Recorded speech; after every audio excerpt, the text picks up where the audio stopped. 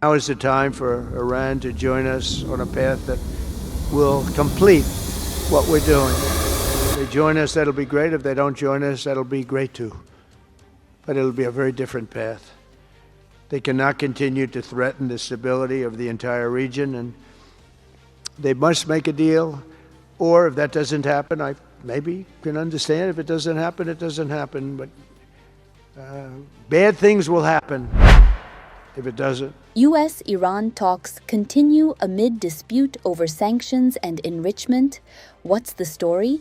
Iran and the United States remain divided over how and when sanctions on Tehran would be lifted in exchange for limits on its nuclear program, a senior Iranian official told Reuters on Sunday, adding that further negotiations are expected in early March.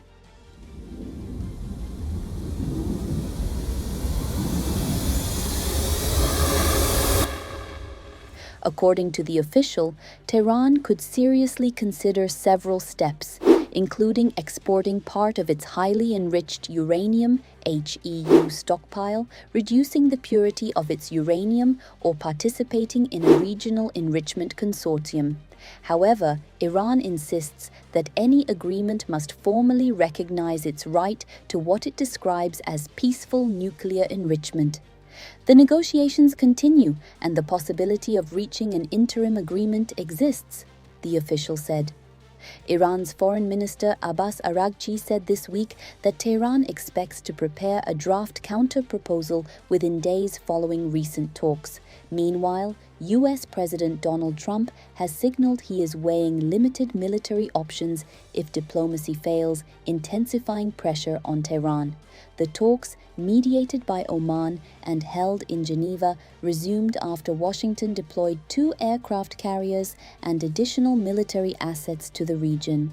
U.S. envoy Steve Witkoff told Fox News that Trump is questioning why Iran has not capitulated under mounting military pressure. He said the president remains curious about Tehran's position, while emphasizing that the United States has alternatives if a deal cannot be reached. Why under this sort of pressure, with the amount of sea power, naval power that we have over there, why they haven't come to us and said, we profess that we don't want a weapon, so here's what we're prepared to do, and yet it's hard to sort of get them to that place. Witkoff also confirmed he met with Iranian opposition figure Reza Pahlavi at the president's direction, though he provided no further details. Iran's Supreme Leader Ali Khamenei responded earlier this week by saying Trump would not succeed in undermining the Islamic Republic. Western governments accuse Iran of pursuing nuclear weapons capabilities, which Tehran denies, insisting its program is for civilian purposes.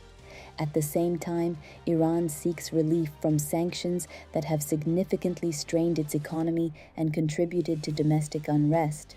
With both sides maintaining firm positions, the coming weeks could prove critical in determining whether diplomacy prevails or tensions escalate further.